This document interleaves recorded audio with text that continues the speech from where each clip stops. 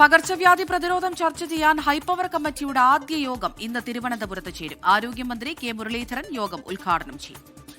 Jibin J B ഉണ്ട് തിരുവനന്തപുരത്ത് നിന്ന് വിവരങ്ങളുമായി. Jibin, good morning. ഇന്നലെ നടക്കേണ്ടിയിരുന്ന യോഗമാണ്. DHSലെ കസേരകളി കാരണം മുടങ്ങിപ്പോയതാണോ എന്നറിയില്ല.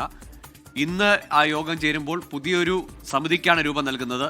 ഇത് ഇപ്പോഴത്തെ പകർച്ചവ്യാധി വ്യാപനം മാത്രമല്ല, ഭാവിയിലും വരാനിരിക്കുന്ന സീസണലായ എല്ലാ ഡിസീസസിനെയും നേരിടാനുള്ള ഒരു പ്രതിരോധ സമിതി എന്ന രീതിയിലാണ് കാണുന്നത്. ഒരു പുതിയ തുടക്കമാണ്.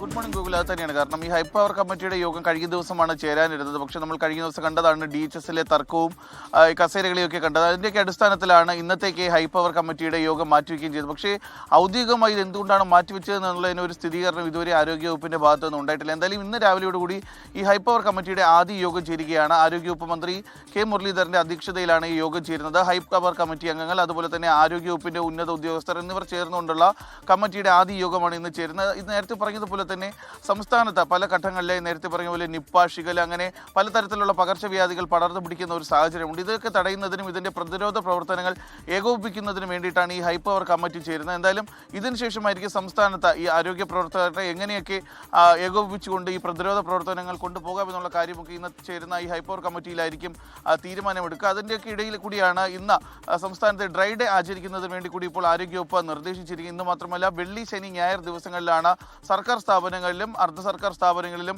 കർശനമായി തന്നെ ഡ്രൈ ഡേ ആചരിക്കണമെന്നുള്ള ഒരു നിർദ്ദേശം ആരോഗ്യവകുപ്പ് നൽകിയിട്ടുള്ളത്. ഇതിന്റെ ഭാഗമായി ഈ കൊതുവിന്റെ ഉറവിടങ്ങൾ കണ്ടെത്തി അത് നശിപ്പിക്കുന്നതിനും അവിടെ ഫോഗിംഗ് ചെയ്യുന്നതിനും വേണ്ടിയിട്ടാണ് നിർദ്ദേശം നൽകിയിരിക്കുന്നത്. നേരത്തെ പറഞ്ഞ ഈ സംസ്ഥാനത്ത് പകർച്ചവ്യാധികൾ, പനികളെല്ലാം തന്നെ വലിയ രീതിയിൽ പടർന്നു പിടിക്കുന്ന ഒരു സാഹചര്യമാണ് നിലവിലുള്ളത്. കഴിഞ്ഞ ഒരു ദിവസം മാത്രം 10 പേർക്കാണ് ഷിഗല്ല സ്ഥിരീകരിച്ചത്. ഈ ജൂൺ മാസത്തെ കണക്ക് നമ്മൾ ജൂൺ പകുതിയായിട്ടുള്ളൂ. പക്ഷേ ഈ ജൂൺ മാസത്തിൽ ഇതുവരെ 120 പേർക്ക് ഷിഗല്ല സ്ഥിരീകരിക്കുകയും ഏകദേശം 5ഓളം പേർക്ക് ജീവൻ നഷ്ടപ്പെടുന്ന ഒരു സാഹചര്യമുണ്ട്. ഷിഗല്ല മാത്രമല്ല, ഡെങ്കിപ്പനി, മലേറിയ, ഇബോള തുടങ്ങിയും പലതരത്തിലുള്ള അസുഖങ്ങളാണ് നമ്മുടെ സംസ്ഥാനത്ത് ഇപ്പോൾ പടർന്നു പിടിച്ചുകൊണ്ടിരിക്കുന്നത്. അതുകൊണ്ട് തന്നെയാണ് ഈ ഒരു ഹൈപ്പവർ കമ്മിറ്റിക്ക് ഇത്രയും വലിയ ഒരു സ്വാധീനം ഈ ഒരു സമയത്ത് ഉള്ളത് എന്നുള്ളൊരു കാര്യം കൂടിയാണ് എടുത്തു പറയുന്നത്. എന്തായാലും ഹൈപ്പവർ കമ്മിറ്റിയുടെ ആദ്യത്തെയും ഏറ്റവും നിർണായകമായ യോഗം ഇന്ന് ചേരുകയാണ്. ഗൂഗിൾ.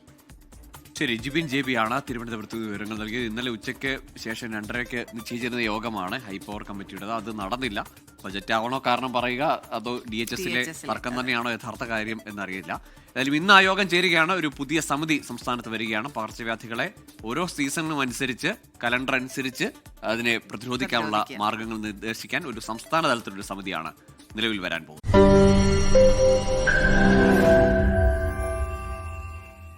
ലോകത്തെവിടെയായാലും ഏത് സമയത്തും 24 വാർത്തകളും ഓഗ്മെന്റഡ് റിയാലിറ്റി പാക്കേജുകളും എക്സ്പ്ലെയിനറുകളും വിശദമായി കാണാൻ ഞങ്ങളുടെ YouTube ചാനൽ നിങ്ങൾക്ക് സബ്സ്ക്രൈബ് ചെയ്യാം.